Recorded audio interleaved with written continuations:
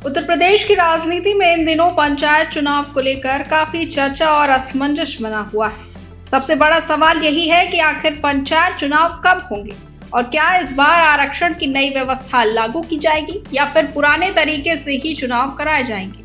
इन सभी मुद्दों पर उत्तर प्रदेश के पंचायती राज मंत्री ओम प्रकाश राजभर ने विस्तार से अपनी बात रखी और कई अहम जानकारियां दी। उन्होंने स्पष्ट कहा है कि राज्य में पंचायत चुनाव समय पर ही होंगे और इन्हें टालने की कोई योजना नहीं है। उन्होंने ये भी बताया कि सरकार पूरी तरह से चुनाव कराने के लिए तैयार है और प्रशासनिक स्तर पर जरूरी तैयारियां लगभग पूरी कर ली गई है। वहीं मंत्री के मुताबिक मत पत्र छप चुके हैं और उन्हें जिलों तक भेजा जा चुका है, जिससे ये भी संकेत मिल रहा है कि चुनाव प्रक्रिया अब अंतिम चरण में पहुंच रही है।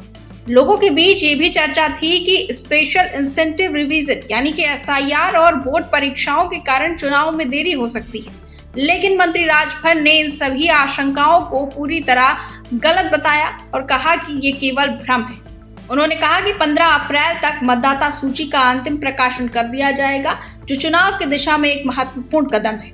पिछड़ा वर्ग आयोग के गठन को लेकर भी उन्होंने भरोसा दिलाया कि इसका गठन जल्द ही कर दिया जाएगा।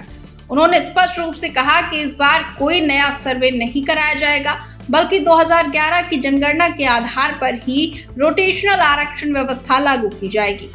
साथ ही ओम प्रकाश राजभर ने यह भी कहा कि इस पूरी प्रक्रिया को पूरा करने में अधिकतम 1 से 1.5 महीने का समय लग सकता है।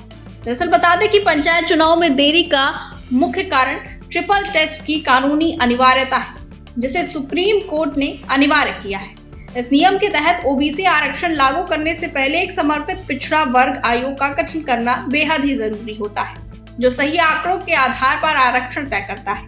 वहीं उत्तर प्रदेश में पहले जो आयोग था उसका कार्यकाल अब समाप्त हो चुका था, जिसके कारण नए आयोग के गठन और उसकी रिपोर्ट आने तक चुनाव प्रक्रिया आगे नहीं बढ़ पाई। वहीं सरकार ने इस संबंध में इलाहाबाद हाईकोर्ट में हलफनामा दाखिल कर ये भी स्वीकार किया कि आयोग की रिपोर्ट के आधार पर ही सीटों का आरक्षण तय किया जाएगा। वहीं इस पूरे मामले में हाईकोर्ट ने भी सख्त रुख अपनाया है।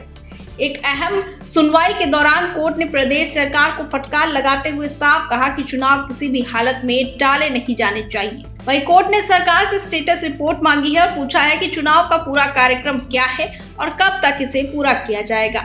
दरअसल बताते चले कि प्रदेश की पंचायतों का कार्यकाल 26 मई को समाप्त हो रहा है।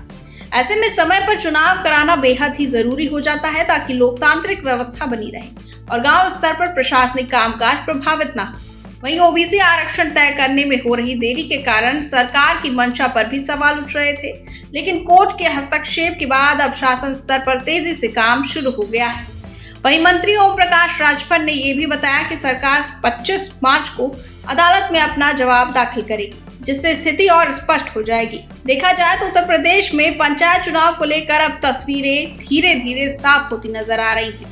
सरकार चुनाव समय पर कराने के लिए प्रतिबद्ध दिख रही है और न्यायपालिका भी इस कड़ी पर कड़ी नजर बनाए हुए है। और अगर आयोग का गठन और आरक्षण प्रक्रिया समय पर पूरी हो जाती है तो जल्द ही चुनाव की तारीखों का ऐलान भी किया जा सकता है। ऐसे में कहना गलत नहीं होगा कि आने वाले दिनों में प्रदेश की राजनीति और भी गर्म होने वाली है और पंचायत चुनाव राज्य की राजनीतिक दिशा तय करने में महत्वपूर्ण भूमिका निभा सकता है।